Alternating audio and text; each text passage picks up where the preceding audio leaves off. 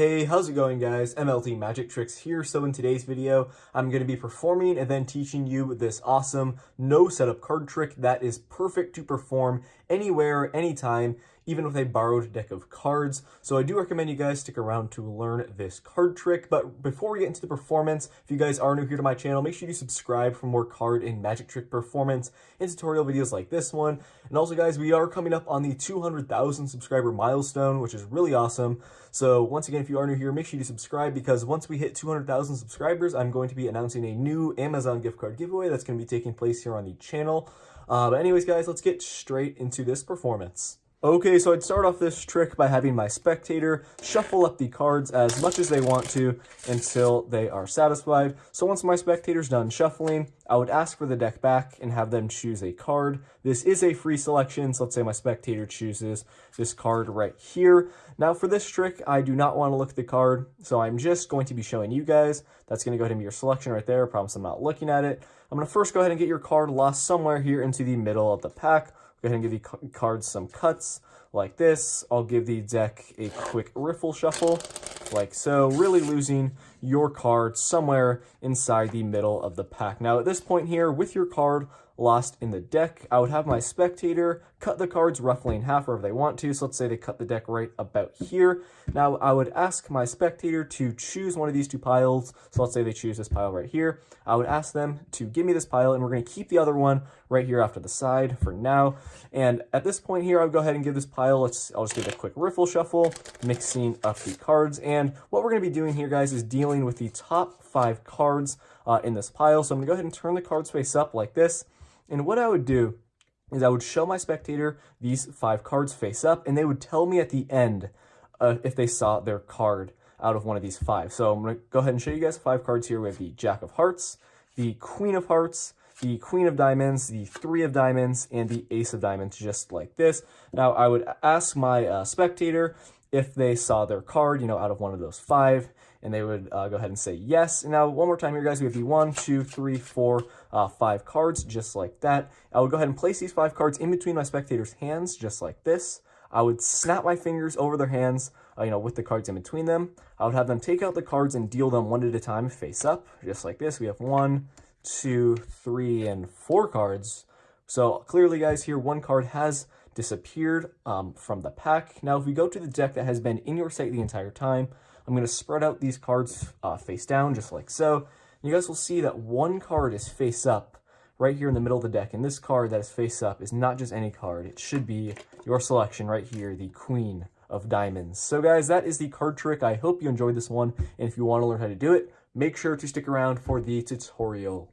Okay, so I hope you guys enjoyed that performance, and now let's get straight into the tutorial here for this card trick. So this is a very classic effect known as the Biddle card trick, and there are quite a few variations of this card trick, and I performed, one of the variations in the performance there, and I'm going to be teaching you guys that specific variation in the tutorial here. And in my opinion, the Biddle card trick is one of the best, if not the best, impromptu, no setup card tricks to perform, just because of how great of an effect it has. And literally all you need for this trick is a deck of cards, no setup, no gimmicks, nothing like that. If you just a borrowed deck lying around, you can do this trick with that deck. So that is why I, think the Biddle card trick is one of the best, if not the best, no setup impromptu card tricks. Now, you're going to start off this trick by having your spectator shuffle up the cards as much as they want to. And also, guys, this trick, sleight of hand-wise, is not too difficult to perform. There may be one move that you need to practice if you are a beginner out there, but overall, this card trick is great for all levels of magicians to perform.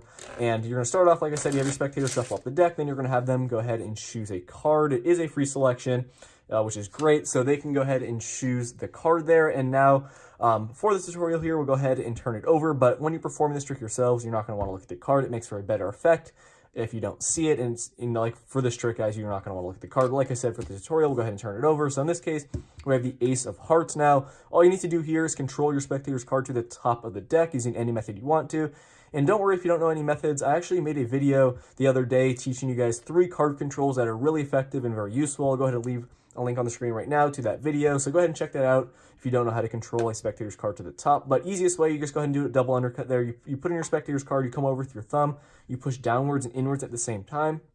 creating this natural thumb break. And you go ahead and just control the card to the top. You just break off half the cards from the bottom of the break like that. You take the rest of the cards from the break, bring them to the top, and you've just controlled your spectator's card now to the top of the deck. So at this point, with your spectator's card at the top of the deck, you need to keep it there. You can just do a riffle shuffle, maintaining the card there on top. You can do some false cuts, whatever you want to. Just keep the card at the top of the deck, just like so. Now, with the card here on top, what you're going to do is, for this variation, you're basically going to have your spectator cut the cards wherever they want to, roughly in half. So let's say they cut the deck right, let's say right about here. Now, what you're going to do is basically some Magician's Force right now, because no matter which pile your spectator chooses, you're going to need to use this pile, which was the top of the deck. So one more time here, your spectator cuts, keep watch of, the pile that has their card, essentially, it's on top of the deck. So your spectator cuts right here, you keep watch, okay, you need to use this pile. So what you're going to say is you're just going to tell your spectator to choose a pile. It does not matter. So let's say they choose the pile that, has their card. You're going to say, perfect, okay, go ahead and hand me that pile. You're ready to go. You keep the other one off to the side. But let's say your spectator chooses this pile. Don't worry, all you need to say is, okay, just go ahead and place this pile off to the side. We're going to get to that one in a second. And you're going to tell your spectator, okay, go ahead and hand me the remaining pile. Now, obviously, you guys do that. Either way, you're going to end up with this pile, which has their card on top. Now, at this point here, you can just go ahead and give this pile a quick riffle shuffle. All you need to do is maintain their card on top there. The rest of the order cards does not matter. And now what you're going to do here is basically get their card into the middle of the top 5 cards. And all you need to do in order to do that is you're going to kind of talk to your spectator, say, okay, we're going to use a top 5 cards for this part of the trick. You're going to slide off their card like this. Then you're going to go 1, 2. You're going to slide off 2 cards directly on top of it. And then 2 cards right below it. So now you have 5 cards isolated from the deck, and you have their selection right there in the middle. That's what you want. So at this point, you're going to turn these cards face up, maintain a pinky break here. You're going to transfer over with your other hand like this, getting a thumb break, separating the 5 face-up cards from the rest of the pack.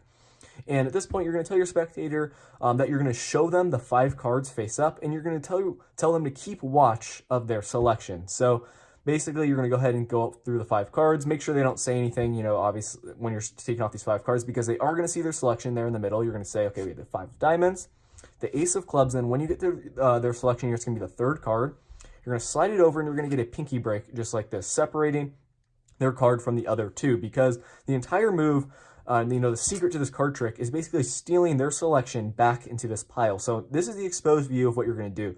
You have the break here. As you're coming over for the 4th card that's face up, you're going to be transferring this card back into this pile here. So what you're going to do is you're going to come over, you're going to use your thumb that's holding this packet to basically take their card back as you're sliding that 4th card there, just like so. And then obviously, guys, when you are transferring the card over, you need to be careful not to flash it. So one more time here, slow motion, this is what it's going to look like. You have your break, you're coming over, you're gripping the card with your thumb there, you're sliding off the top one at the same time.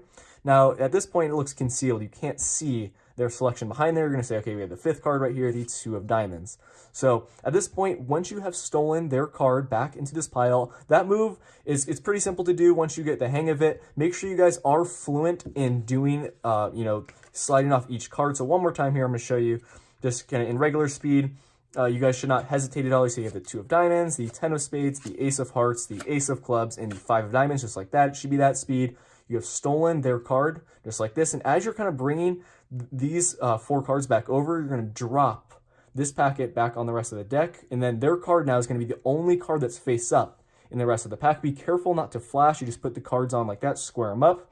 Make sure you don't flash their card that's face up in the middle. Now at this point, guys, you can do an Elms account if you want to. This is a pretty easy way of doing it. You don't have to, but I just like to make my spectator think that I still have 5 cards here. So you go, this is slow motion. You go 1, you bring these 4 cards back over, and as you're sliding off this top one here, you're going to bring the one you already slid off back to the original packet. So you're going to say, okay, we have 1, you're going to come over 2, 3, 4, 5, but in reality, you're counting this card twice.